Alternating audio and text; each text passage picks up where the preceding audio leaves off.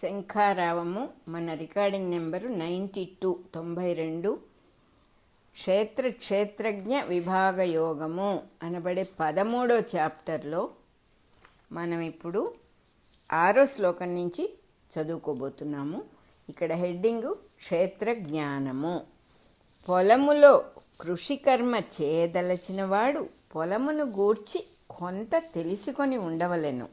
లేనిచో ఆ చేయుచున్నది తప్పో ఒప్పో తనకే తెలియదు. ఈ దేహమునే పంట పొలముగా, జీవితమునే వ్యవసాయముగా స్వీకరించినవాడు మరికొంత ఎక్కువ జ్ఞానము కలిగి ఉండవలెను.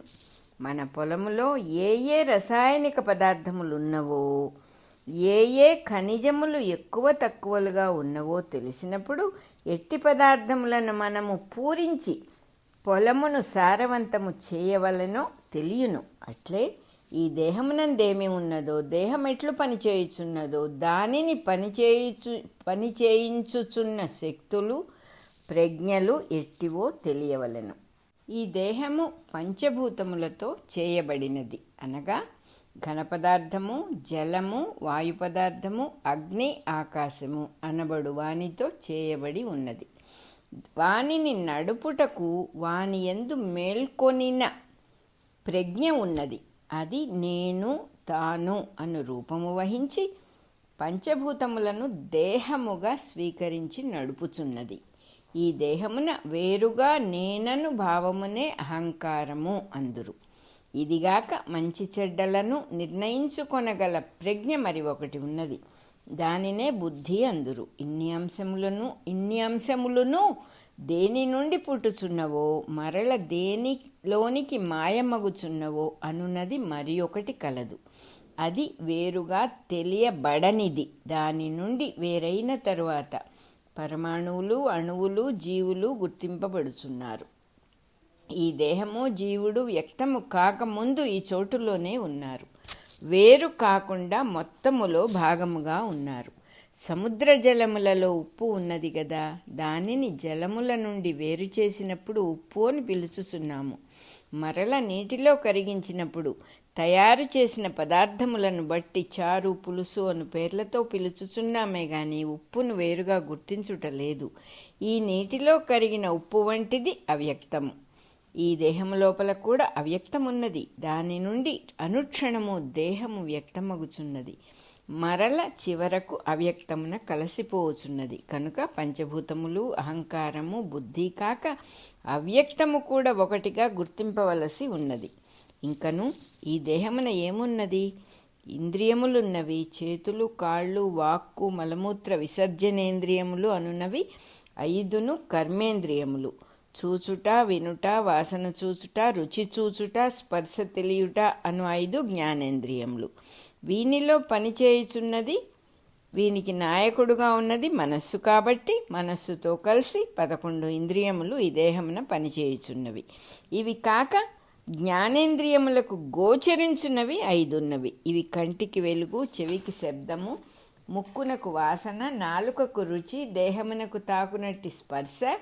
ఈ 5 కూడా కలుపుకొనియే ఈ దేహ నిర్మాణమును గూర్చి ఆలోచింపవలెను. ఇక వీని కలయిక వలన పుట్టునట్టి అంశములు మరికొన్ని కలవు. అవి ఇష్టపడుట, ద్వేషించుట, సుఖపడుట మొదలగునవి.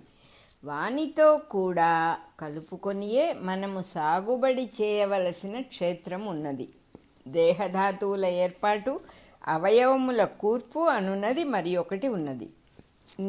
ఇన్నిటి యందును పనిచేయు మెలకువ అను ప్రాణశక్తి ఇంకొకటి.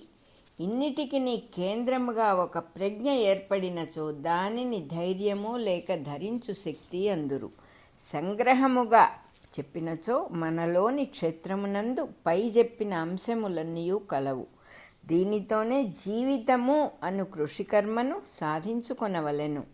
ఇన్నియును దైవానుగ్రహము అను వర్షము సకాలముగా కురిసిననే ఎవడి పొలము వాడు సాధన చేసి కొన్నచో పంట పండును.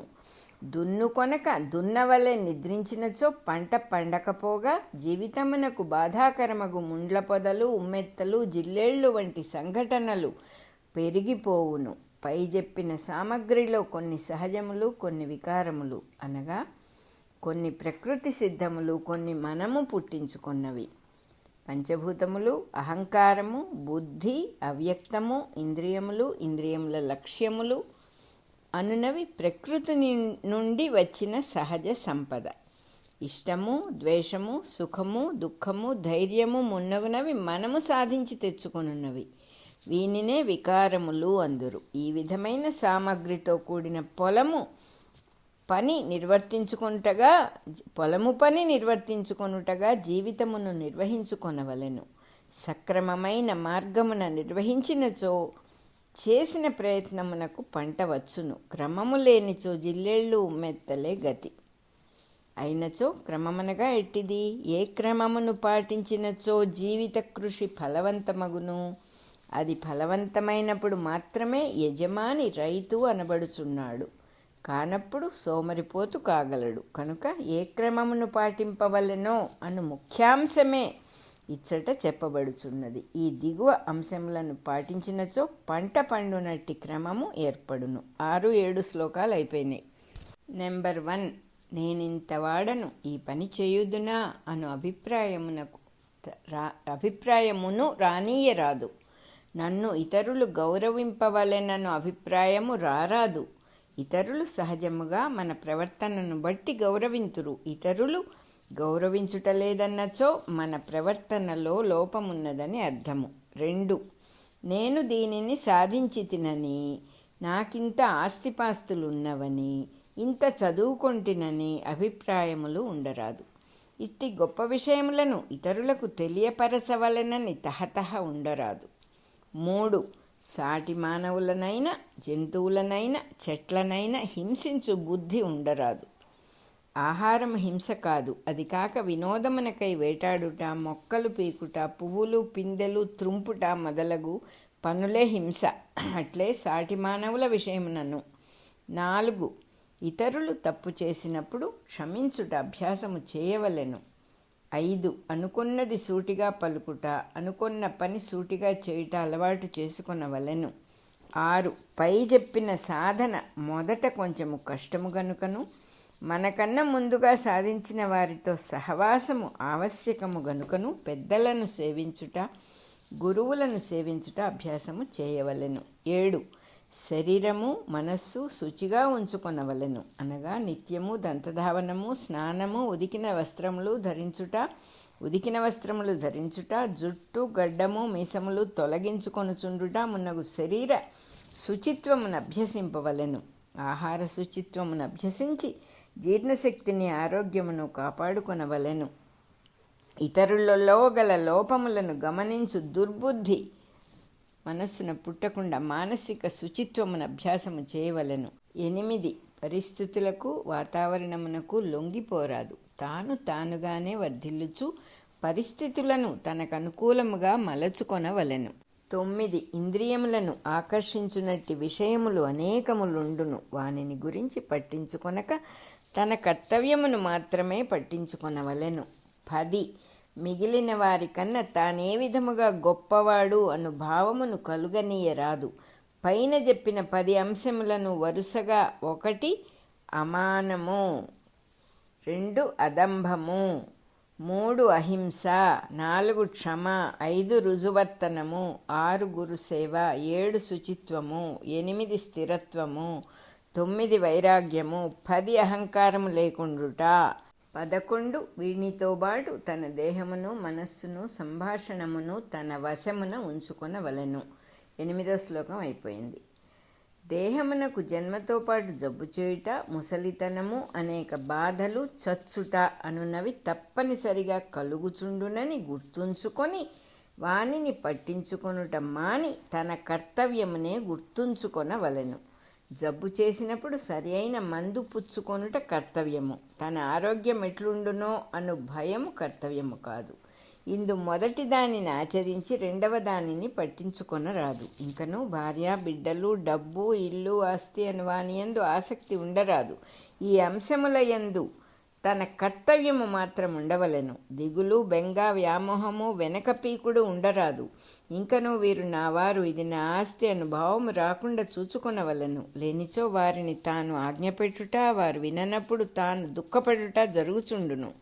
నిత్య జీవితమున ఒకనాడు జరిగినది మనకిష్టముగా ఉండును, ఒకనాడు జరిగినది కష్టముగా ఉండును, ఒకనాడు లాభముగా ఉండును, ఒకనాడు నష్టముగా ఉండును. వానికందని మనస్సుతో బతుకవలను. దీనినే సమబుద్ధి అందురు. 9-10 శ్లోకాలు అయిపోయినాయి. నెక్స్ట్ హెడ్డింగు అనన్య యోగము. జ్ఞానమనగానేమో వివరించుచు శ్రీకృష్ణుడు నాయందు అనన్య యోగముతో భక్తిని అభ్యసింపవలెను, అందు వ్యభిచార భావముండరాదు అని పలికెను. నాయందు అనగా సర్వజీవుల లోపలనున్న నేను అను ఈశ్వరుని యందు. అతనినే అంతర్యామి అందురు. ఎవనికి వాడు తానుగా తెలిసికొని నేనను భావముతో జీవించుచుండును. తెలియని వారు కూడా నేనను భావమును అనుభవించుచున్నారు గాని దానిని తమకు గల అభిప్రాయముగా మాత్రమే గమనించుకొనగలుగుచున్నారు. అభిప్రాయమును నాది అని తనకన్నా వేరుగా విడిచిపెట్టవలనే గాని నేను అను పదముతో పులిమికొనరాదు. నేను అను పదమునకు అర్థమైనవాడు అంతర్యామి, స్వచ్ఛమైనవాడు.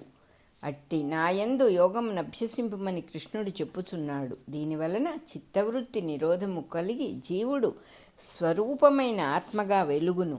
అట్టి తాను తప్ప మరి ఒకటి లేని స్థితి కలిగినప్పుడు అనన్యయోగము అనబడును.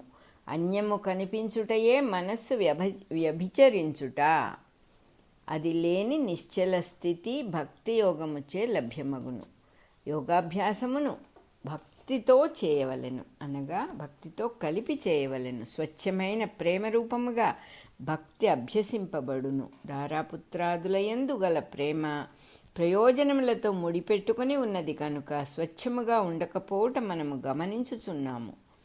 దారాపుత్రులు రోగగ్రస్తులైనచో ప్రేమకు బదులు దుఃఖముండును. విధేయులు కానిచో క్రోధాదులుండును. బాంధవ్యములు మొదలగు ప్రయోజనములతో సంబంధము లేక హృదయమునందు స్వచ్ఛమైన ప్రేమ అంతర్లీనమై ఉన్నది. దానిని ప్రవహింపజేసి యోగాభ్యాసమును చేసినచో స్వచ్ఛమైన జ్ఞానస్థితికి చేరుకొందుము. మన రికార్డింగ్ నెంబర్ 92 అయిపోయింది. అలాగే 10వ శ్లోకం సగమైంది, ఇంకా సగం కంటిన్యూ చేయాలి నెక్స్ట్ నెంబర్లో.